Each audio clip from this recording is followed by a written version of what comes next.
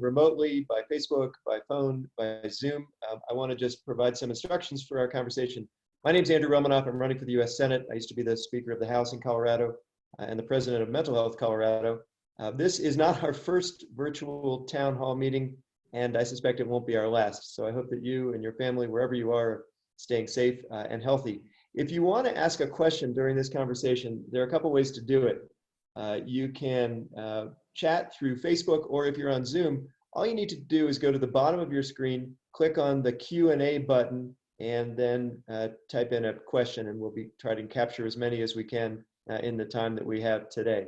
I really appreciate you joining us. We're here to talk a little bit about the impact on mental health of the coronavirus pandemic. It's one of the consequences of this crisis that hasn't gotten as much attention, and we'd like to help folks understand how to address their own mental well-being and care for their families at the same time.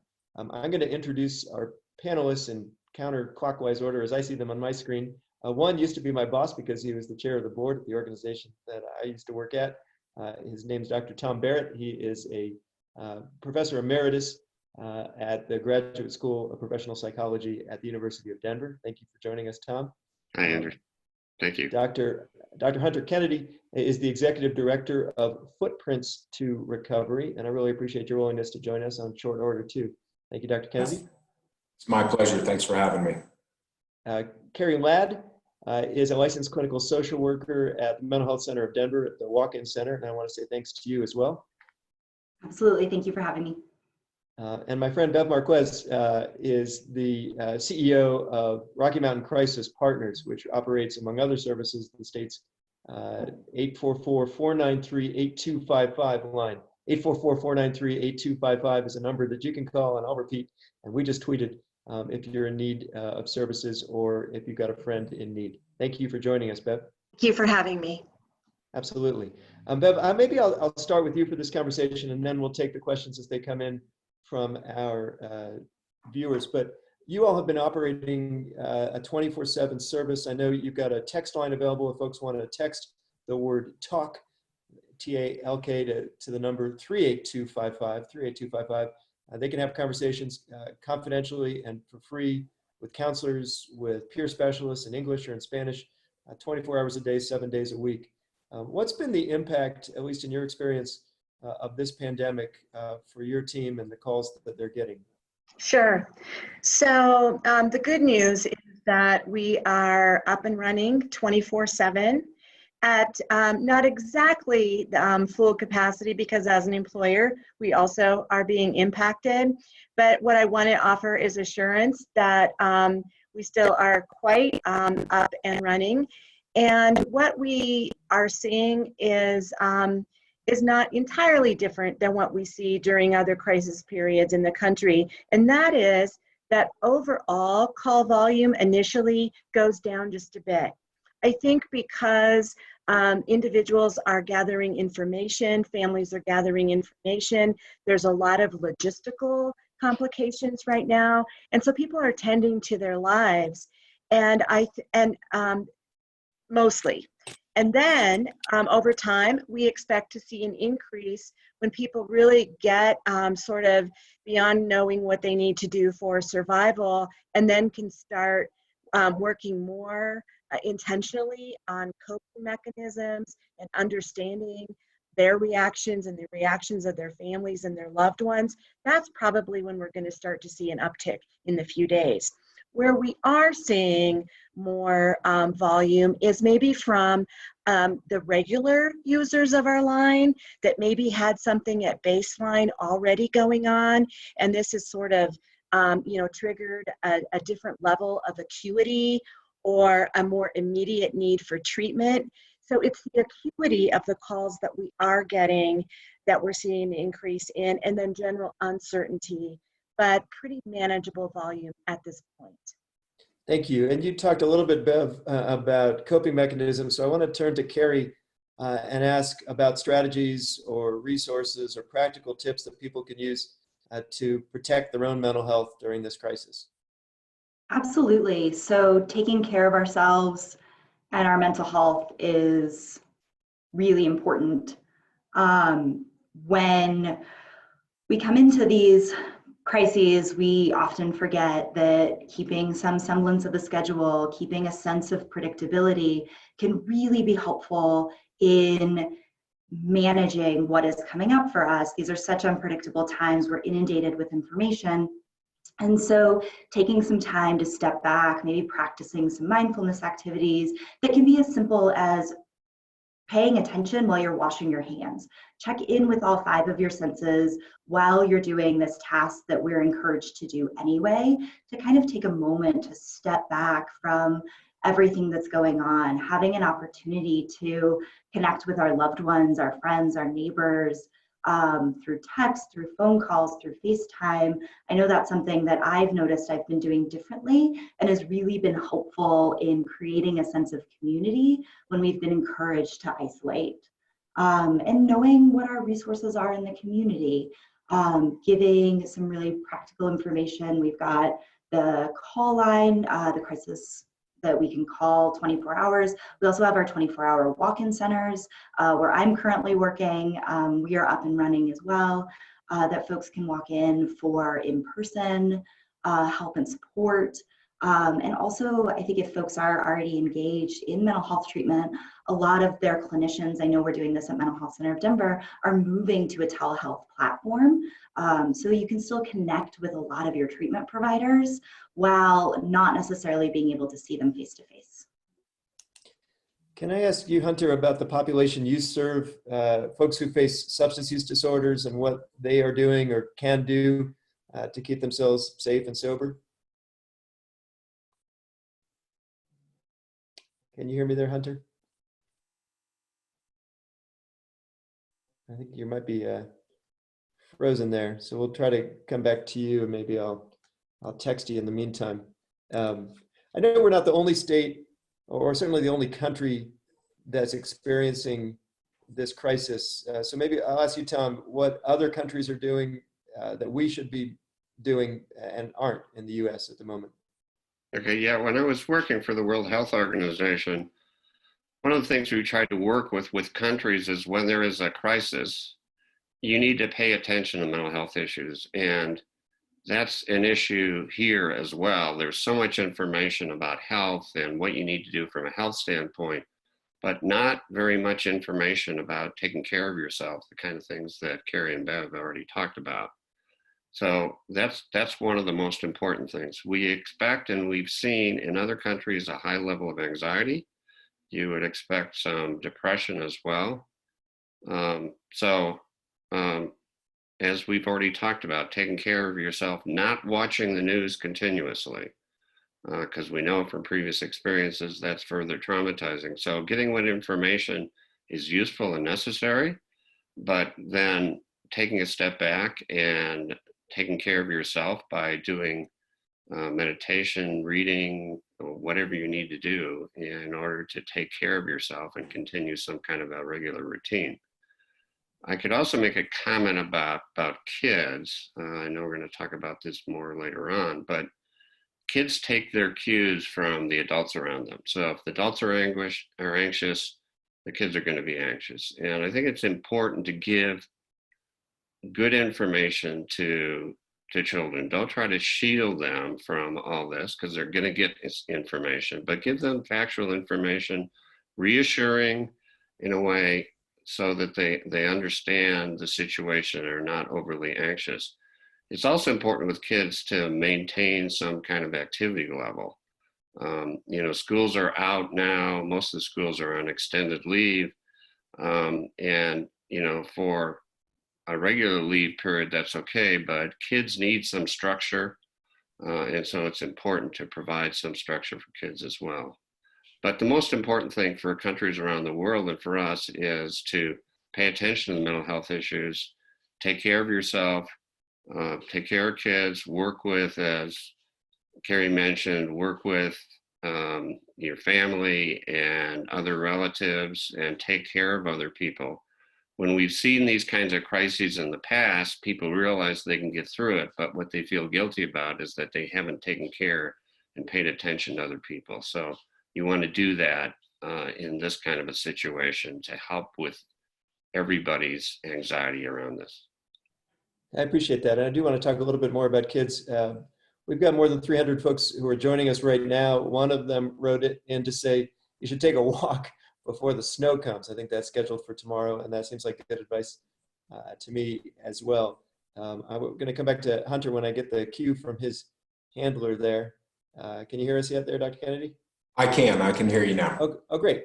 So I was just asking earlier, with respect to the population that faces a substance use disorder and or a mental health disorder, are there things that people can do or have you found effective to do in keeping themselves safe and sober? Well, very much so. I mean, it's a very known fact that isolation is one of the proponents for usage and addiction. And what we practice here is body, mind, and spirit. And so I think it's important for everybody, not just people who are suffering and with addiction, but to keep yourself physically active, keep your body moving, to keep your mind active and off of fear and the what if scenarios.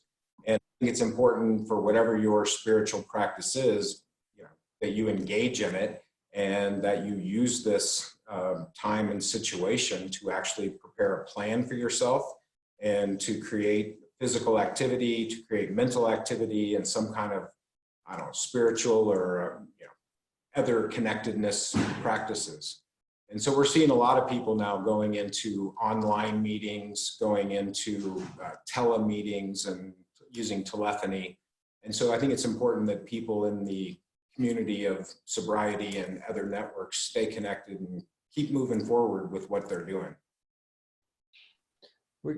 Thank you. We're getting a number of questions about parts of the population that may be particularly impacted, like folks who face financial needs or people who are totally shut in.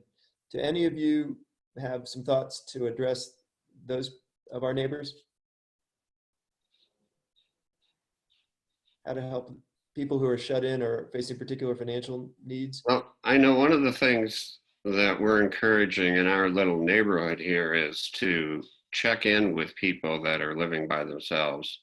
And I know the governor has suggested that you try to help them with their grocery needs and, if they need to get things from the grocery store, that you help them with that. But I think it's also important to check with them to see how they're doing emotionally. As we've talked about, there's not a lot of attention to them to that. And certainly maintaining some contact with people that are shut in through whatever mechanism you have available to you, if you can't directly, and I know nursing homes and are cutting off any kind of visitors, but you can still maintain contact through the phone. Did you want to weigh in on that too, Cari? Yeah, so I think I absolutely agree. Utilizing our social networking opportunities to, or even just leaving a note at someone's door. You don't have to make physical contact with someone to leave a note, say, I'm thinking about you, here's my phone number, I'm happy to help to run any errands for you if you need. I know even this weekend, before this had really become, obviously it's changing on the hour, but we were talking to our neighbors. We were out in our backyard and talking to our neighbors, maintaining a safe social distance, but an opportunity, probably something we wouldn't have done if we weren't more mindful about staying in and around our home. So kind of being creative about how we connect. I think another thing, I don't know any specific programs to speak to for folks who are facing a significant financial burden while all of this is happening. But what I would encourage people to do is work on checking the facts. I think a lot of time we are inundated with information that is more emotion driven, or we think, or we heard, or very grapevine to learn about programs or opportunities.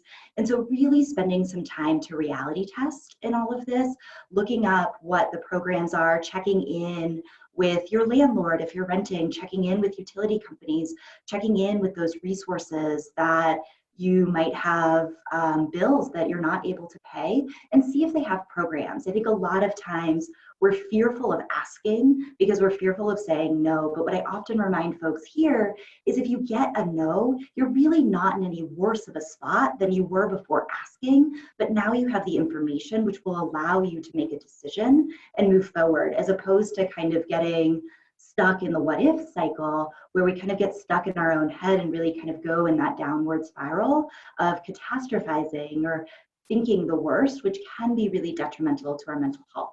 So as far as programs to aid with financial stressors, I would really encourage people to reach out to companies to see what they're doing to help offer support or maybe even pause collections at this time.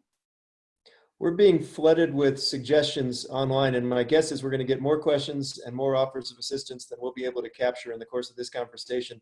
So I'll just make an editorial comment here. To those of you who are watching or dialed in, if you want to share your thoughts, one, we'll have a recording of this posted at the end of our conversation or as soon as we can put it together. Two, if you want to link to Twitter, I'm at Romanoff 2020, at Romanoff 2020. I posted a couple of invitations to this conversation, and you could reply with links to the resources that you all are making available, because I know I can't do justice to everything that people are asking.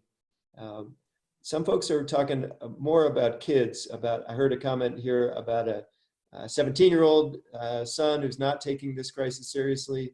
Other concerns about kids who are living on their own, but are facing the stress that comes from job insecurity and high rent. Any thoughts to address either end of that 20-something boundary from any of our panelists?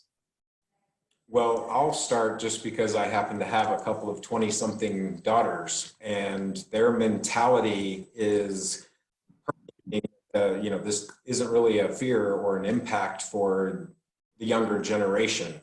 And I think what we're going to find is, well, even today, I think I read that they're finding impact on teens and younger people as well. And I think it's important just to understand and educate that, something like this is of huge national concern, and it's going to impact them just as well. And so to be mindful, to be safe, to learn from this, to, practice these initiatives and behaviors on their own is ultimately going to be, life's worth of education coming full circle, I think. A question coming in about another part of the population that's at particular need, veterans and VA outreach to the homeless population. Somebody's asking, how can we improve VA homeless outreach during this crisis? And if it's a question, I welcome that to any of our panelists to answer, or again, if there are folks who are online and you want to post a thought either at Twitter or on Facebook at Romanoff 2020, you can help us field these questions too. Anybody on the panel want to talk a little bit about the homeless population or the folks who are veterans and homeless? Because we know that the suicide rate among veterans is twice the rate of the civilian population. So this is Bev, and I'm afraid that I don't have a solution for the larger systems. I do know that my counterparts in all of the crisis systems are doing their very best to identify those most at risk. What I will say is that if there's anybody that has a specific concern about an individual that may need a connection or a telephone assessment, or they're not sure if they do, but most likely that individual's not going to reach out, you can call us at the crisis line and ask us to do an outreach. Many of our callers at this time and all times are concerned others finding themselves in a position of knowing that someone they care about may be at risk, but not knowing how to have a conversation or have a referral. So keep that in mind for individual specific situations. I'll just put in another pitch and ask my staff to do the same if it's not already posted on Facebook or on this Zoom meeting, if there's a way to include the crisis line that Bev just mentioned, which is 844-493-8255, 844-493-8255. I spent 4 years repeating that number all across the state. And I want to make sure that a lot of folks who may be more comfortable texting than talking recognize that they can simply text the word talk to the number 38255. The number 38255, if you just text the word talk to that number, you can have a conversation, unless I'm wrong, with a peer specialist or a mental health professional, thanks to the folks at Rocky You're Mountain right. Crisis Partners. Andrew, Another question's coming. Yeah, go ahead. maybe just adding to that, you mentioned that the suicide rate for veterans is higher than for other people. And we know the suicide rate in Colorado is higher than most other states. We're one of the highest states on that. So it is important for people to pay attention to any kind of depression associated with this. We think that there will likely be some depression associated with it. We know people that are withdrawing are more vulnerable. So outreach to veterans, outreach to people that are living by themselves, outreach to anybody that you know may be at risk is a good thing to do during this time period. One of the most vulnerable populations that one of our viewers is asking about are those who find themselves in a situation of domestic violence. Does anyone on our panel have some thoughts to share about how to address that crisis? The needs of folks who find themselves in domestic violence situations. So I think similar to Bev, don't have necessarily the answer to the problem because it's such a massive one, but I know that the Rose Andom Center is a fantastic resource for folks who are experiencing domestic violence. I haven't been in touch with them since we all kind of went digital, but I do encourage folks to really utilize that community resource. It's fantastic. We at the Walk-In Center refer there often, and there are folks who are really experts in that area to help offer folks support. Thank you for mentioning. Go ahead, Beth. I was just going to add that one of the things that that I know we're talking with folks on the line about is that it is really okay to have a need that's different from the coronavirus at this time, that really it's about prioritizing safety needs. And it's quite possible that somebody is going to have a safety need such as domestic violence and needing distance from a partner that is different and has to trump what it is that they do on our current recommendations for the virus. So we're giving people permission to have a need that's different and a priority from that. And I think we also are seeing the issue of stigma as we talk about this virus, people feeling like it's not okay to ask for help and use a resource because they're so limited.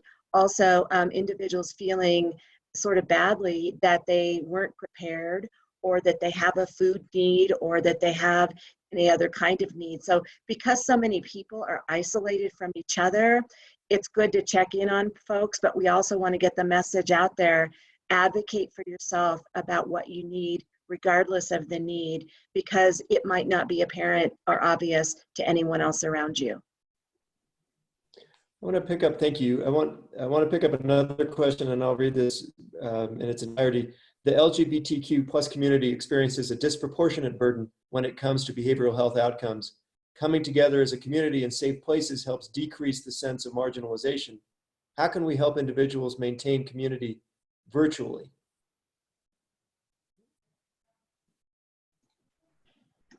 I think this is a great example about how that can happen. I think one of the things that we know that when people are in crisis and they're fearful and they're anxious is that they're not particularly creative at the same time. So I think some of the techniques and things that we've talked about for sort of bringing the calm up and bringing the anxiety down, we're going to get to those places. And I think that's one of the things that some of the folks that maybe the millennials and some of those folks that are not maybe taking this as seriously, given where they are developmentally, that they can be a real resource, an asset to those that are less creative and knowledgeable about using some of these virtual kinds of workout platforms, or people having dinner together over a virtual platform. You know, and I'd like to chime in just a little bit on that, because I think social responsibility is something that all of us need to focus on and adhere to during a time like this. And I think that members of certain groups that have concerns that are affecting their group should be, you know, step up and, I mean, start a peer group or start a phone call-in group, and start maybe a Facebook group or something just to help connect people that are in the same situation and feeling the same way they are. Yeah, maybe I'll chip in a little bit on just reinforce that point. You know, this is kind of a unique time period. You know, as the caller mentions, typically people get support from meeting with people, and that may not be possible. We're going to have to be a little bit creative here in terms of what we can do using the social media, using chats, using other mechanisms in order to provide that support. And it's probably going to take going out of the box a little bit in terms of what you're usually using to provide that support. So we're going to have to be a little bit creative here. We are creatively trying to address all the questions that are coming in. So just two more quick thoughts. If you want to ask a question, you'll find a Q&A button on Zoom where you can type in your question. A number of folks are asking questions that I'm not sure we're equipped to answer in this panel about financial assistance and the economic impact, which is obviously severe and likely to grow from this crisis. But we have tried to put together another panel for another virtual town hall to focus both on the resources that are available today and the sorts of policy changes that we might like to see from either the legislature in Colorado if it reconvenes and from Congress to mitigate the economic damage of this crisis. And on that note, if you all who are watching have suggestions for future virtual town hall conversations, assuming that this conversation goes well, you're welcome to share those ideas with us. You can do so either by emailing us at info@andrewromanoff.com. That's info@andrewromanoff.com. Or you can sign up to our newsletter on the website, andrewromanoff.com, and we'll post you for about all those future opportunities. Andrew, just a point on that, and I know from the unemployment claims that were filed yesterday, it overwhelmed the system. And we know from past experiences that when there is an economic crisis, that mental health needs go up. So again, people need to be paying attention to an anxiety and depression that might be associated with that. Mhm. Yeah, I appreciate that point, Tom, especially because there's a poll out just today. We saw a national survey. I put this on Twitter, and you can follow this part of the conversation, at least on Twitter, not live now, but 22% in a recent national survey said their mental health had taken a hit. 29% said their emotional well-being had gotten worse. Right. Unless I'm mistaken, I'll double check the results of the poll. Those numbers were disproportionately high among the younger Americans. Right. Yeah, I would expect that. I want to just add a personal question. I'm really worried about my mom and my dad. My dad will turn 80 this month. I'm not sure my mom wants me to broadcast her age across the internet, but she's not far behind. My dad's in Ohio. My mom's in California. I'm here in Colorado. And I'm worried about them. What can you tell me? What can I tell them? How do you address? I know we've been talking a little bit earlier about what to tell your kids, but I'm a kid of two parents who are in this risk group. What can you tell me? Well, Andrew, I concur. I am in a similar boat here with my parents, and I think that certainly having consistent connection with them, giving them a time that we're going to connect each day so that they can bring some structure to their life, particularly because many of their routines have been put on hold. Also sharing facts with them that I'm aware of, because neither one of them are as connected to facts as I am. And also, my parents are both worriers anyway before this. And so really helping them with some perspective and also some mindfulness about what they have control of and what they do not, and what they can do with some of those pieces that they don't have control of. They're certainly worried about me not being as still as they are. And so assuring them that I'm doing what I need to take care of myself, and then reminding them that there's an open door to call out anytime that they need something outside of that structure, and really letting them know that if they, that, you know, that their direct line to their own medical provider is there, should they, should they need to access them. So those are some of the things in terms of helping them with facts and also maintaining their own structure. Andrew, maybe I can talk about that from a little different perspective, not from the standpoint of my parents, but from me. So I'm 72. I've got asthma. I am in a high-risk group, and I am anxious. And I think it's appropriate to recognize that that anxiety is realistic. You don't want it to be disabling, but this is an opportunity to connect with family members, to bond, if you will. And I think reinforcing what we talked about before, to have older people take care of themselves and do what they need to do in order to get away from constantly thinking about this and constantly being anxious about this. So, but some anxiety is realistic, and I don't think it's really realistic to say that's going to go away. You can make it go away. And as a son or daughter, I don't think you should expect that you can make it go away.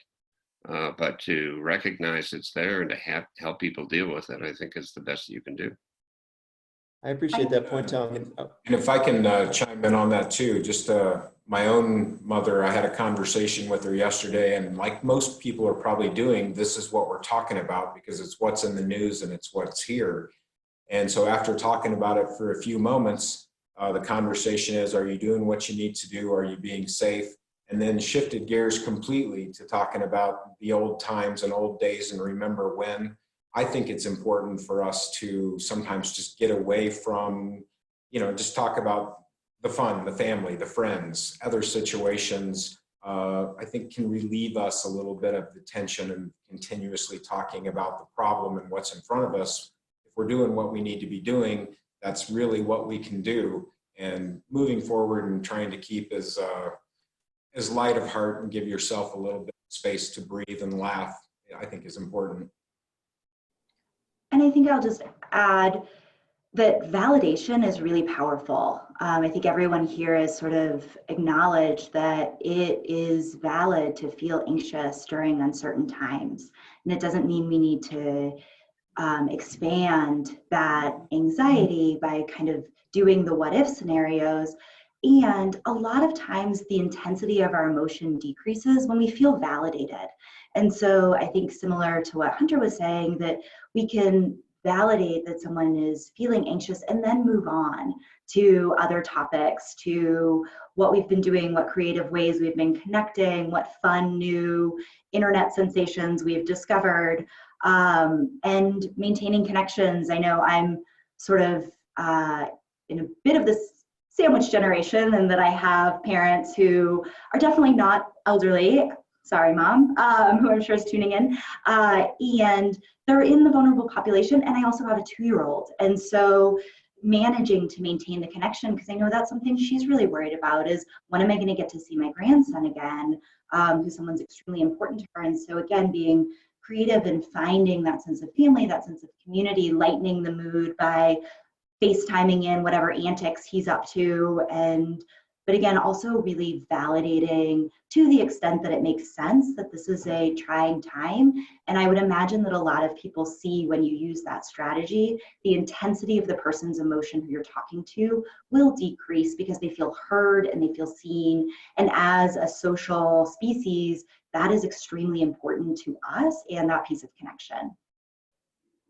I want to come back to a couple points you all are making. One about kids, but particularly the point that Bev made at the outset around the value of structure and routine. One of the ways that we measure mental health or mental health conditions is the extent to which some of these disorders interrupt our daily routine and interfere with our ability to conduct the regular activities of ordinary life. But obviously those activities have been interrupted by necessity here. And one of our viewers is asking, she says she struggles with anxiety and depression gym and church and community were her lifelines.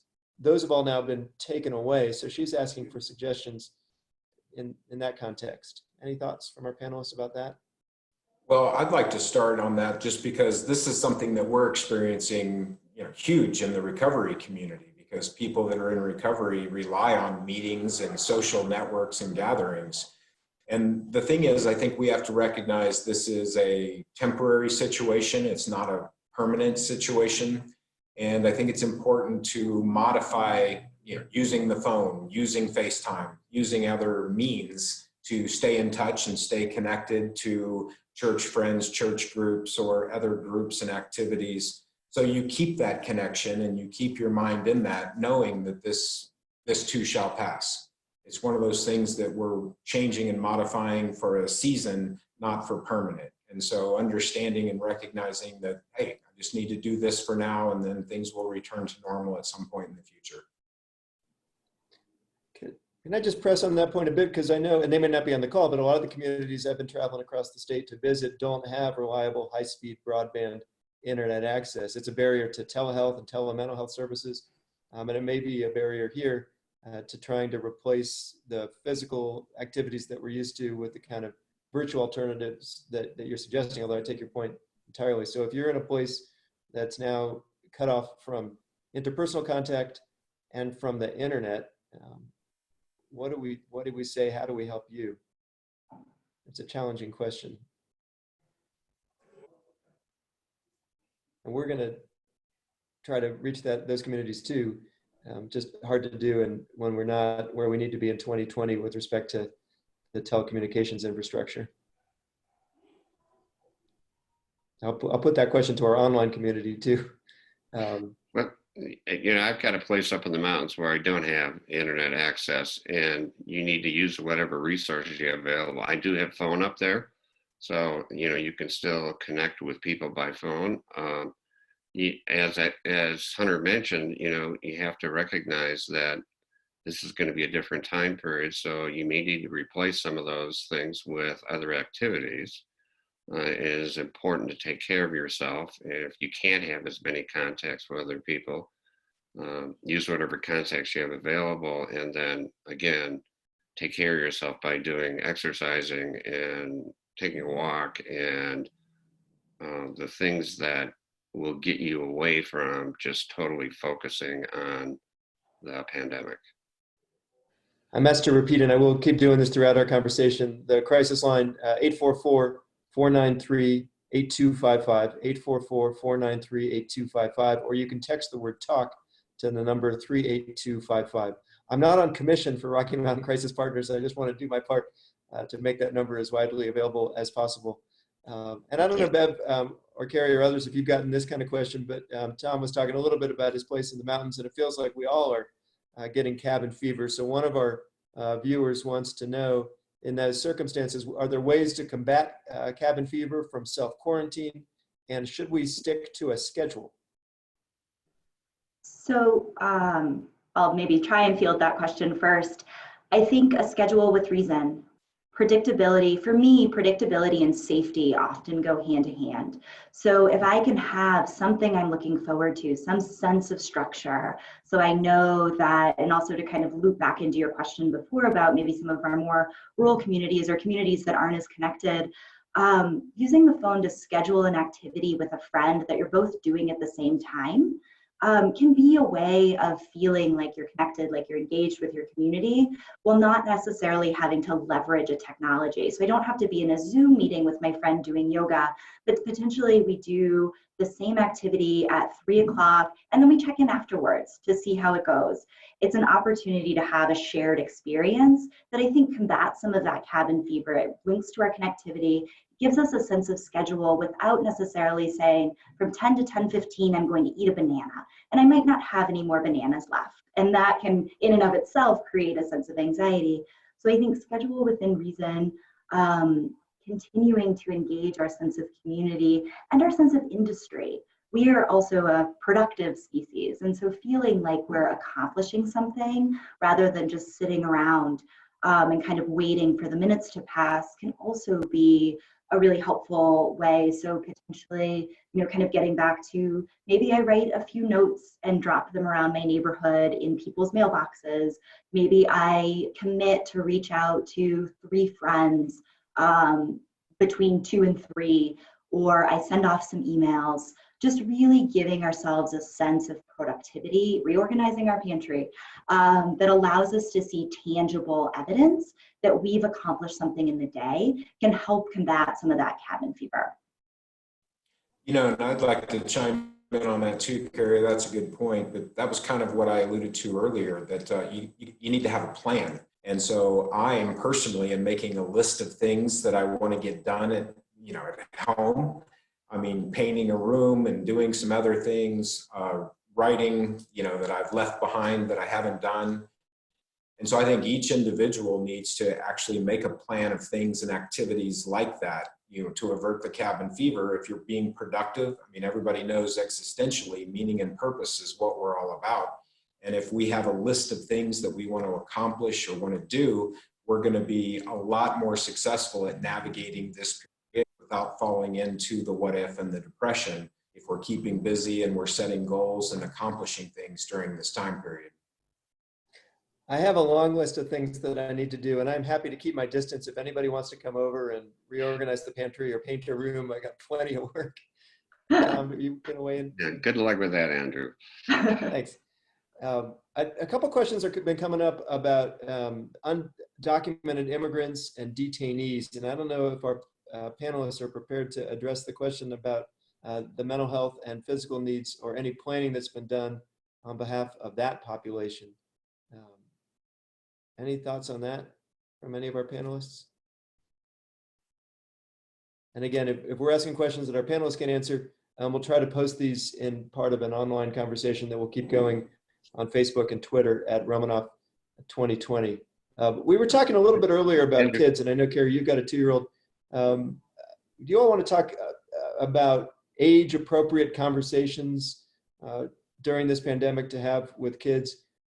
It's a conversation that we've had a lot over the last year when it came to the climate emergency, because there's a great deal of understandable and justifiable anxiety that is set in, especially among younger Americans who recognize the damage and the danger that that crisis presents. What can we do, and how do we make sure that the guidance we're offering our kids is age appropriate? Well, and I'll start just because I think it's very important that we live in an information technology age. And so kids are getting information. I mean, I'm always amazed. My niece, when she comes up to me, I'm like, where did you get this? And sharing amongst friends, they're texting, they're on the internet, they're on all sources. They make up their own stories and they present it as fact to others.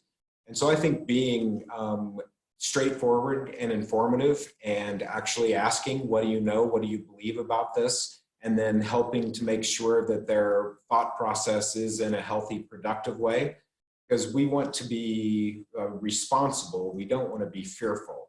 We want to, create dialogue that answers questions and stimulates action, not inhibits and creates, fear. And so I think in with them and seeing what their thoughts and feelings are around the situation is a great place to start. Yeah, I just want to reinforce that. I think it's important to be at their level. So you don't want to avoid talking about this, because kids get information. It's not like you can protect them from this, and it's not healthy to try to protect them. But don't give more information that they're really wanting or needing. If their eyes are glazing over, that's probably a sign that you're giving too much information. But certainly engage in conversation is important, because again, kids get this information, they're bright and they get it from a variety of sources. And so it's important that they have factual information. As Hunter mentioned, they're dealing with it in a healthy way. And I think really listening to what kids are asking, and responding to the questions they're asking. I think as adults, as parents, we can put together the types of information that we want to disseminate to our children, to young people in general. And sometimes we're not actually answering the questions that they have. So stopping to listen, I think really being humble ourselves and saying we don't know when we don't know, modeling how to look up information and find factual information. Kind of to speak to age appropriateness, a lot of our younger kids don't have the verbal acquisition to be able to express their emotions, their concerns, their questions in that way. So really look at their play. Look at their drawings. You know, no one has to be an art therapist or a play therapist here, but just pay attention. If your kids are drawing pictures that seem worrisome, ask them. They'll talk if we give kids the space. I think similar to kind of what everyone else has been saying, be reassuring and be honest. Give kids a little bit of information. Don't make things up. I think another important thing to remember is, again, I know I've said this a couple of times already, but safety and predictability, having a sense of empowerment. I think we're all feeling a little powerless right now, which helps increase the anxiety. So especially for our younger kids, play games. Maybe I was reading through an article actually on CNN. I thought one of the suggestions was really fantastic. And, you know, you're a family of germ busters and you're going to go around the house busting these germs and doing the different things that can keep us safe, like washing our hands and covering our cough, and kind of make it fun and exciting. I think that really resonates with kids, but also helps them feel empowered, which will generally decrease their anxiety surrounding what's happening. And then finally, kind of the whole theme of this panel is take care of yourself as an adult. Kids, our emotions are contagious. And so if we are really anxious and scared and operating in that way, our kids and the young people around us are going to be operating that way too. So if we need a minute to calm down, that's okay. Just say, hey, you know what? I'm feeling a little stressed out. I'm going to take a couple minutes to maybe breathe or do some mindfulness. Do you want to do it with me? And then let's talk again.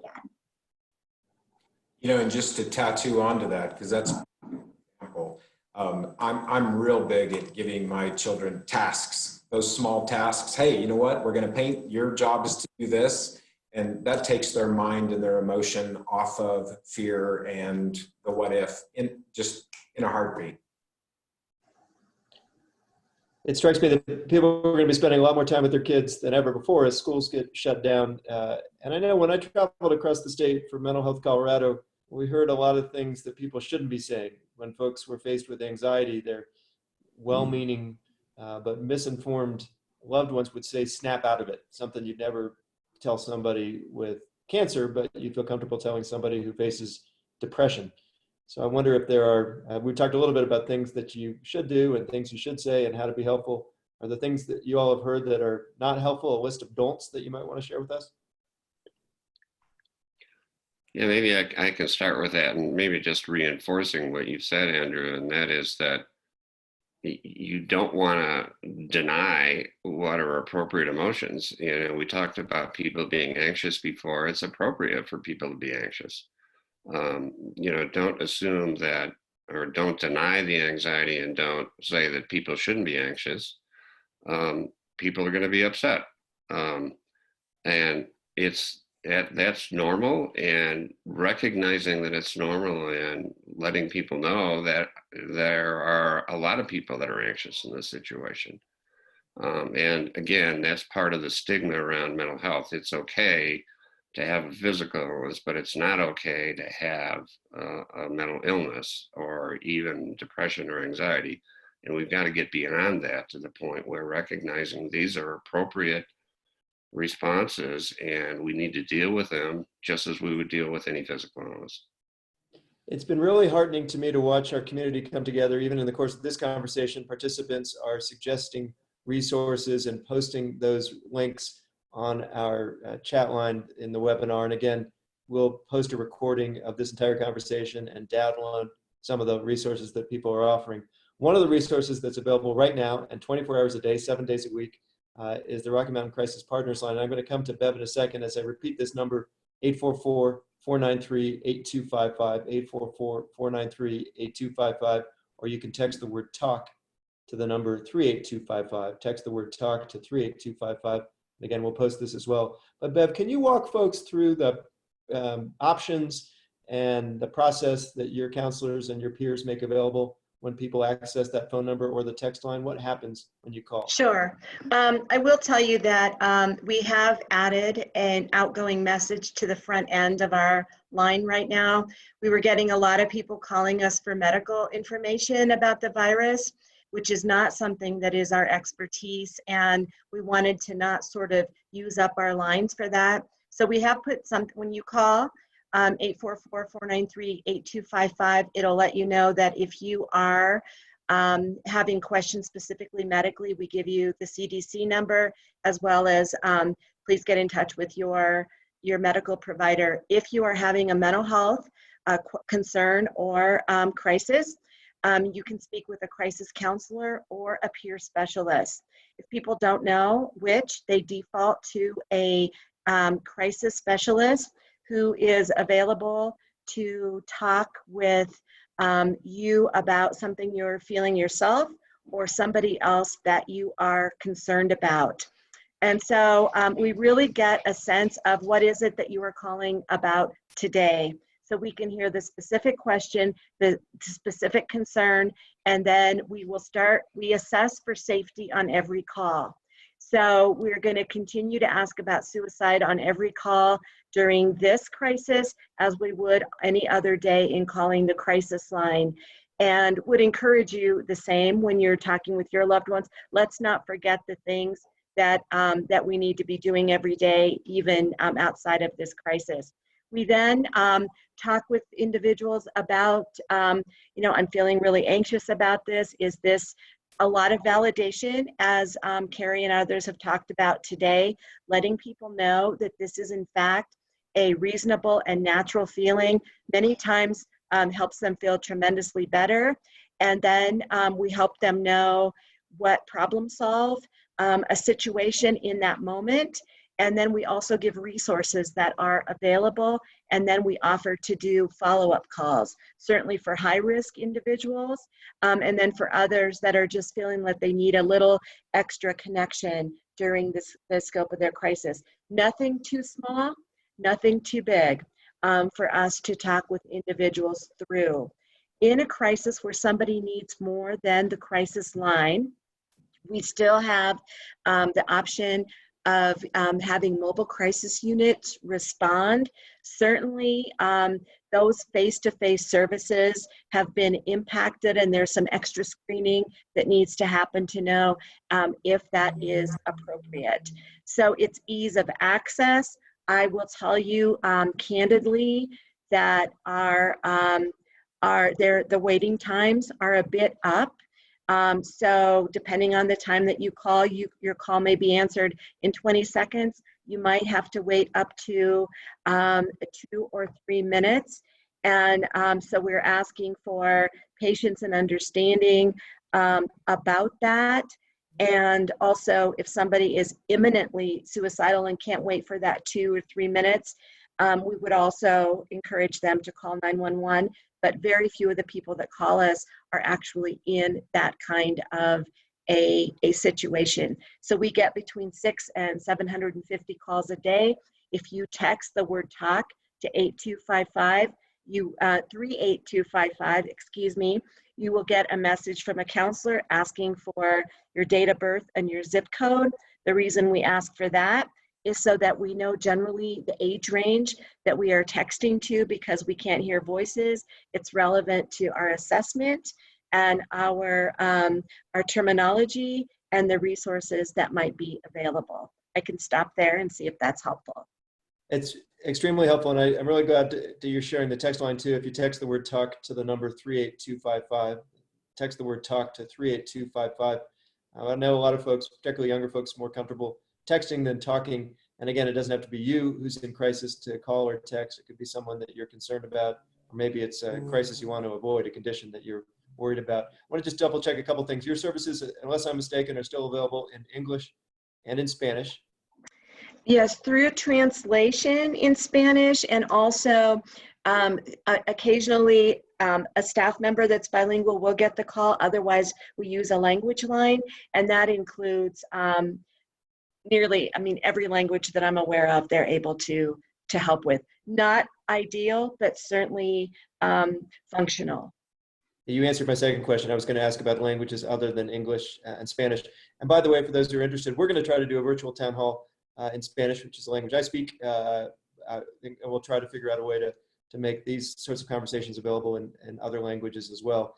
If you all who are watching, and I know we're winding down the hour here, but if you all have suggestions for other topics that we could present during a virtual town hall in the weeks ahead, I hope you'll share those ideas with us. You can do so by emailing info@andrewromanoff.com, info@andrewromanoff.com. We sent our staff home like everybody else, so we're conducting our campaign online, but we want to keep this conversation going. We give one last minute. I know we didn't address all the questions that came in, but for any of the panelists, is there a topic that you were burning to share and we didn't get to address in the course of this town hall meeting? If I can start, I'd just like to, kind of wrapping up, depression and anxiety are going to be increasing and experienced by many. And in my work, with addiction, I just want everybody to be mindful that many people that suffer from addiction and abuse substances, they're undiagnosed or they're self-medicating to treat depression and anxiety. So thinking that the answer to this situation lies in drugs or alcohol, I'm just urging and asking everyone not to go that route. Yeah, and maybe just one comment from the World Health Organization. We had a saying at WHO that was no health without mental health. So it's important to pay attention to your physical health concerns, but you need to pay attention to mental health and take care of yourself.